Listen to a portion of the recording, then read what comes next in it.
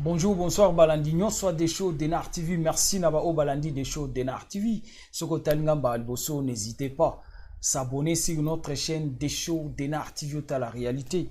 Tu es tous là ensemble, kakane tous sur la nabino. Na sujet moro tous sur la nabino, Luka Olanda nabokebi papa maman, Simba penda nabokebi. O comprendre le komoko et vous allez bien pour nayo. Problème est aboué. Papa nabiso benga na des shows d'Enar TV. Papa zakolela, papa leli désordre et koti na bomo inaye, désordre na vie ya bana naye, désordre wane koti ndenge nini. Zala branché toleki na détail. Papa lobi bwe desho nga na botami na Kinshasa te, na botami na nga na mboka, mais na yaki kotanga na Kinshasa. Papa atangaki na IPEN à l'époque, asisaki classe, na nzela kotanga kutanaka na mwana mwasi moko na Kinshasa, balingana kana ye. Mwana mwasi wana abotaka déjà mwana moko. Bazagi na bolingo. Bref, papa lobi des choses on a ici classe. Papa nanga préféra qui n'a kende plus loin, nga na sepela ki na na Europe. Na Kinshasa du fait que papa azalaki na ba vie moko ya mike mike, yo ebika rabasi ndenge za rasoza no na ba vie ya mike mike, ba ochola yo ba oseka. Papa na biso abi na Kinshasa, famille mwasi na ye babanda ko seka ye, yo kutu muta ba vie ya mike mike. Ba misala mike mike ozo sala wana ozwa mbongo wapi ya kubala mwana na biso voilà toza wana eyaki ko sala papa na biso aye na poto kokoma na poto papa avandi na sima mikolo mike bayaki ko benga ye na Kinshasa non mwasi otikaki ça ne va pas si allié luka moyen osunga ye obengisa ye azala pembeni na yo papa na biso abi des shows na ebisaka mwasi nanga kende na famille nanga batala comportement na yo ba bokilo bayeba yo soki réellement za mwasi ya bien oya koki kovanda na mobile. Mais bref, moi c'est akendaka te. Mais batuka ndenge babengaka na famille msuka ndenge zaka ate yokela ye mawa aza mwasi na yo akoshanze kaka. Na mukuse papa na biso yaki kosala effort. Abengisi mwasi na ye na poto. Papa lobi boye desho mwasi wana tango tokutana ki azaki de ana mwasi azaki déjà na mwana botaka na mutu mususu. Abota na mobile mususu. Mais papa lobi desho na yo ki passe ya koluka mbongo à l'époque. 10 000 francs suisses à l'époque. Ezaki mbongo ebele. Papa zui 10 000. Abengisi mwasi na mwana oya botaka libanda na mobile mususu. Abengisi bango mbale na poto. Mais mwasi kokoma na poto. Papa lobi ekomeli ya mwasi kututango yaka na poto soko talie. O regreto ondimateke mutauti Kinshasa. Papa lobi mama yaki meme na kwa kara na nzoto. Mais papa atalaki habite lokola komi na poto kwa kare kosila. Papa salaki moi effort, abongisi mwasi na epo alingaki mwasi na mobile nyonso alinga mwasi na yaza la présentable. Mwasi na yaki kokoma madame à poto, c'est-à-dire mwasi akomi penda mwasi na kati ya basi. Problème eza na kati eza nini? Impolitesse. Papa lobi mwasi na ye très impoli yoka. Na fungoli parenthèse rapidement pour comprendre.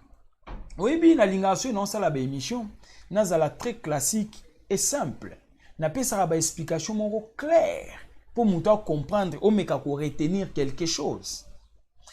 Mama tango vandi na libala eza na bilo mususu mwasi oki ko sala mobala occupé te mais problème ya impolitesse na kosote ndeko mwasi impolitesse eboma mabala ebele ndimelanga oki ko sala la mobile no enzombo na ba marque tout sali ke enzombo no ya ki mwasi problème ezaka te mais impolitesse ndeko mwasi et bomelo libala ndimelanga ke impolitesse et boma mabala ebele na kangi parenthèse tozonga na sujet papa lobi mwasi akomi na poto ke impolitesse bandi ko katela mobali mangala voire même azokata ya mobali lingala kolobaki longwelanga kuna mobali okuta botsanga mwana na banga yete bongo nde yo yaya muto ya bengisi yo na Kinshasa mwana ya botite asali bonne foi alongoli yo na mwana na yo mwana obota na mutu mususu aye na ye na poto bokomi na ndaku na ye okata lingala bongo webi eza mangala mususu yo moko bimisaka ya onde longolaka affection ya mobali na yo envers bana na yo. Maman il faut koyeba ndeni ya koloba na mobali. Oyebi ne tozalaka wa. Mwana soki yo mutobota yete. Boki koloba no elo mombo soki balobi on ndinga bien te etouchaka mbamo na mutema. Eza na ba affection mususu elongwaka pa mibali envers bana basi. En fait na koloba ondeni. Affection elongwaka pa na biso ba papa envers bana obino boyaka na bango na mabala par rapport ya ba langage na bino. Comment koyebisa mobali no ke mobali kuto na botane mwana na banga ete bongo yonde na banga yo. Obosani ke mwana ona zana maboko ya papa na yeti. Obosani ke mutu musu nda zoboko lelo mwana. Maman, faut ko kebaka na ba langage mususu. Également na kozonga nango vice versa biso pe mibali. Faut ko keba na ba langage mususu opesaka mwasi. Parce que langage robeta na mwasi azomona mba moko azoloba boeponga na bota bano yote. Oui, parce que yo ba langage eza bien te. Ba langage wana ezobebisa affection ya mwasi na yo na bana na yo. C'est vice versa. Et on a ligne koto on a le on a vice versa pour tout comprendre. C'est-à-dire, ils ont un langage musu na libala. Yaya iloba marati. Ata kande za yandeni iloba marati. Tika mwe vanda na katu. Ils ont un langage diabolique. Et baby sa ke vandeli, et baby sa ka amour, et baby sa ka harmonie na kati ya famille. Moi ça zo kate la mobile ba langage abi oh kuta boti sanga sia na banga etende yo. Ndeko mama ndeko mwasi. Yaya il faut okeba na balangage wana. Bref, papa lobi des choses to yaki kobota bana misato. Problème eza awa na kati ya bana. Mwana liboso tango baye kobota ye abotami na problème ya autiste pardon, eza kombo ba mama ba koyeba ngo eza maladie. Mwana na botami na autiste, eza maladie moko mabe makasi, c'est-à-dire mwana botamaki vraiment mabe. Et simba te mwana ona batinda ye na ba association ba garda ye. Papa bi ba garda ye vraiment et simba te, c'est-à-dire espoir ezate. Mobali atuna mwasi mais comment to kobota no mwana liboso na vie? Mwana bimi boy, moi c'est habité problème ezate mais mwana mibale a robota ma bien. Landa ba langage. Albi mwana mibale a robota ma bien. Papa na biso abi des choses mais na ka moi. Comment ya oki koloba ke mwana bota mi bien te mais ya mibale a robota ma bien. Mais ya yebindeni à venir déjà zolo bango lelo ke mwana ona robota ma bien. A yebindeni ke mwana mibale a robota ma bien. Toza wana. Papa na biso abi des choses. Na lingi pendo beta lisolo bien parce que na landa kayo très bien. Tu donnes bien tes explications. Ya on a lobi papa maman landa na bokebi. Na linga so na osala ba émission na loba vraiment bien clair na pété pour me tout comprendre. Voilà pourquoi papa lobi des choses du fait que le bara bien. Au pesa que explication na yo très bien mutazo comprendre. Yango papa lobi des choses soit lobela. Tozongi na sujet. Papa lobi des choses to vanda ina mwasi toujours impolitesse. Voire même mwasi et komari na moment bazoyo kana bien te mwasi akomai kokelala na chambre ya mwana akimi mbeto akimi lit conjugal. Bref na kobongisa baye kobota mwana mibale également mwana mibale abotami bien sans problème. Tu es kokoma na troisième enfant to sola ki vraiment moulai na obeta ngo bref na mukuse baye kokoma na troisième enfant problème eza awa. Papa lobi des choses to vanda na mwasi na ngana ndako na lotaka même bandoto mwasi oyo abala na ndoto. Papa lotaka kaka mwasi na ye azobala na mobali mususu. Papa lotaka kaka mwasi azana mobali mususu. C'est-à-dire papa lobi des choses ezaka ba émission ndenge ozosala. Ezana ba ndoto mususu kolota na butu nzamba azo parler yo d'une manière une autre. Ezape na bandoto mususu diable pa yaka koloba. Toza wana. Papa lobi des choses na lotaka mwasi na kaka kabala. Soka azobala na butu ndenge na lotaka ye na ndoto na mona aka ye ndenge abali me mobali na ye na mona kete. Papa na biso abi des choses tolalaka na mwasi na mbetu. Oki mwasi azosala ba geste ndenge mwasi na mobali soki ba na jardin d'Eden. Soki mwasi na mobali baza na kati ya bolingo. Oyi ba geste wana ndenge mwasi na mobali basalaka. Papa yokaka ba cri wana likolo ya mbetu soki balali na mwasi. Mwasi azobeta ba cri na marque ke non azobima na mobali me balali na mbetu. Soka ningisi mwasi na ya tuni yo ba cri o ezobeta eza nini mwasi alobaka kaka na yebite. Papa lobi a plusieurs fois tola na mwasi na ngabe mwasi azobeta ba cri bazo tafuna ye na mobali mususu mais toza na ye na mbeto ba cri azobeta eza cri ya mwasi na mobali na bolingo mais en même temps toza ya kolala na mbeto. Papa bina kolamka na tali mwasi boye mwasi azobeta ba cri na koningisa mwasi na tuni ba cri ozobeta eza ya nini na yebite. Bref, et les kani. Tu vois comment on a problème à troisième enfant, baboti troisième enfant, moi na o baboti troisième enfant actuellement ça a 22 ans d'âge. Mais il y a qui comment na moment moi na qui kota na âge à 21 ans, moi na beli liboma. Moi na beli liboma papa obi des choses. Comment moi na toboti akoli ti moi na comment na 21 ans moi na beli liboma.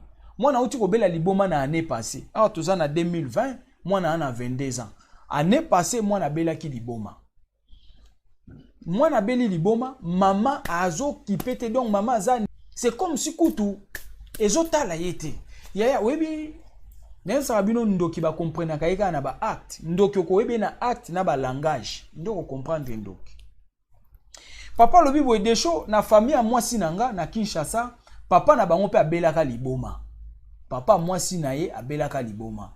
Papa tuni moi sinaye est-ce que cause attendre papa na bino abelaka liboma yango pe kolanda mwana awa na poto. Maman lobi te eza bandoki ya famille nde bazolanda mwana. Toza wana. Papa na biso lobi desho mwana ye kokota na hôpital, mwana sali presque une année na hôpital bakenda kolandela ye pona liboma. Papa lobi eloko ezanga eka na vie ya mwana akende full, c'est-à-dire abima libanda. Mais mwana beli liboma complètement liboma, azoye ba isusu eloni azolo bate, c'est-à-dire mutu na ye est sauté. Pas le nerf mais liboma. Mwana kenda na hôpital une année. Après une année récemment ba utaye ko zongisela bango mwana. Mwana zongi na maboko ya ba parents, maman se souciera même pas ya kokendo tala mwana na hôpital. Maman souci à kokendo tala mwana na hôpital ezala raté. Papa lobi de chaud na souffrir ngamoko koke na mwana hôpital ba va et vient. Maman akipakate, c'est comme si rien n'était. C'est comme si rien n'était. Bref, tant ba koya na mwana na kati ndako, mwana yoki bien. Papa habito lukanzela ya ba prière pour to kende koyeba pourquoi mwana alingi azwa liboma to pourquoi liboma ezui mwana. Bake na première pasteur 0 a fouté. Quand on a sabino wana ba pasteur a fouté. Ba OK na deuxième pasteur tomba ke na banzela ba prière, deuxième pasteur ayaki kotala bango na ndako. Pasteur ayebisi bango na famille moi si na molili eza. Eza na lupango moko, eza na hôtel moko na Kinshasa, na hôtel wana nde bakenda kokuta na famille moi si na yo esika ba okendo sala kindoki. Kindoki wana eza po ba boma papa, mais ba kokite yango ba bandi kokota na nzela ya bana. Papa na biso abi plus loin azana ndeko na ya mobali na Afrique du Sud, ndeko na aza pasteur. Ndeko na na Afrique du Sud abenga ya lobi omoni ndenge bazobundisa vie na yo. Eza mwana mutu babanda ko lukate, mais babanda ko luka ba boma yo moko papa. Lokola bakoki yo te, yango ba lukaki ba pesa kindoki na mwana na yo, kindoki raté nde pesi mwana liboma. Na fungole lio parenthèse rapidement pour comprendre loko moko yaya. Webi na kindoki. Soki ba pesi mutu kindoki na kimukolo, mutu akoma akizengi. Webi pona nini? Kindoki ba pesa yango na mwana muke po mwana muke azana comment ba benga yango? Azuna une conscience te. Azana manque de conscience. Yango ba pesa yango kindoki na mwana po mwana azana na conscience te. Kindoki na kimukolo esimba te po mutu mukolo akoma na conscience.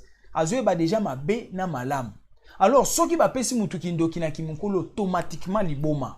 Soki pa liboma kizengi automatiquement to mona ba camarade belé nga personnellement na ebi camarade moto ando kola na ye azaki très intelligent na kati ya classe, très intelligent bimaka les premiers. Papa na bango azali na ba kisi ya koluka ba voyage à l'époque. Ba pesa camarade wana kindoki na kimukolo wana tokoma ide na ba âge ba 11 ans. Ba 11 ans ba pesa kindoki na kimukolo 11 ans. Mwana 11 ans azana maturité. Camarade wana komaki automatiquement kizengi. Mister wana komaki kizengi. Mister wana akufa. Également lo na ngina ipso kindoki ba pesa akaka bana bano ya ba bébé moi ba âge ya ba 2 3 4 5 ans 6 ans. C'est ça. Mais kindoki à partir ba âge ya likola ba 8 9 à 10 ans. Au mona mwana komi ba mon kizengi. Po azana conscience. Kindoki eza esprit moko ezalaka inconscient. Ba pesa yango pe mwana ka atango azana no inconscient, c'est-à-dire azana un esprit faible. Tant ba repese aoye ba mamba osala te.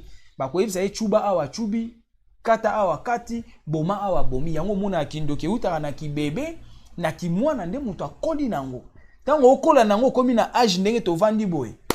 Moyo longola ngo ezate ekomi lo kwa vie normale. Tant conscience ya kande mutabimisi, c'est ça la sorcellerie. Nakangi parenthèse tozonga na sujet na ngane expliquer au comprendre ndeni kindoki marche. Yango tant bana bazara mike, yaya il faut ko battre la bana bien, il faut beaucoup prier pour les enfants. Ba pesi mwana papa na biso kindoki na kimukolo sotse mutu mwana komi liboma. Pasteur ABC na famille à moi si bazana esika mo na Kinshasa na hôtel mo bakendo kutana. Et réellement papa na biso abi moi si na Kinshasa bazana hôtel moko na suka ya avenue na coin batonga ngo mesila te hôtel wana esila te etikala inachevé. Kuna nde kindoki ya famille ekenda akosala ma ya moi si na ye.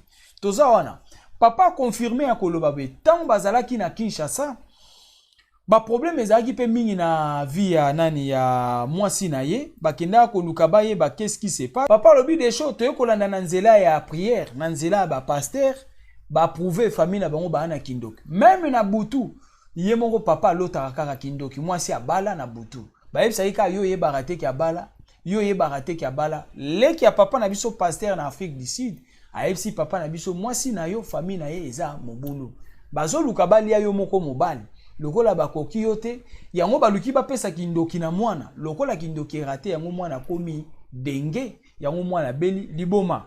Voilà oeza comme sujet yango wana esali mawapasi na soni yaya il faut faire attention mokilo makambo ebele papa na biso azo regretter tala mwasi oya salisi mwasi oya bengisi lelo bazana mwasi awa na poto basala séparation du corps papa lobi à quoi sert na mwasi ya boy bana nyonso ba BBC ya liboso akenda donc akenda histoire na esila ba tikaye na association ya mibale kaka nde aza bien aza na master siko aza na deuxième master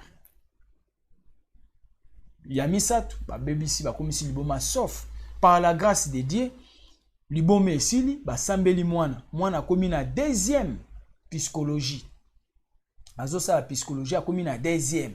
Mais vie na ezongi normal papa obi actuellement na ki ko passer au na téléphone vie na ezongi très bien ba sambeli mwana zongi bien mais maman na kati wana akipaka ata vie ya mwana te balobi ba ke na mwana na hôpital pour 2 semaines encore 1 semaine 2 semaines pour la vérification parce que yesenga balandela kaye à chaque fois même si abiki mais il faut balandela kaye maman azoboya maman lobi ça sert à rien qu'il est dans hôpital malam ba garder kananda kwa vanda non yaya bandoki baza mystique bandoki baza grave papa lobi voir même na sala accident voiture 2 fois dernièrement papa outi ko sala dernier accident sala ki na vie a sala accident yena ndako ayebisa mwasi ke na outi ko sala accident mwasi aza kuna te ni chaude ni froide maman vanda na silence donc etali kutu yete abenga famille na ende baya kozwa papa bakende na hôpital tout consort donc voilà otonga toloba yango wana esali mawapasi na soni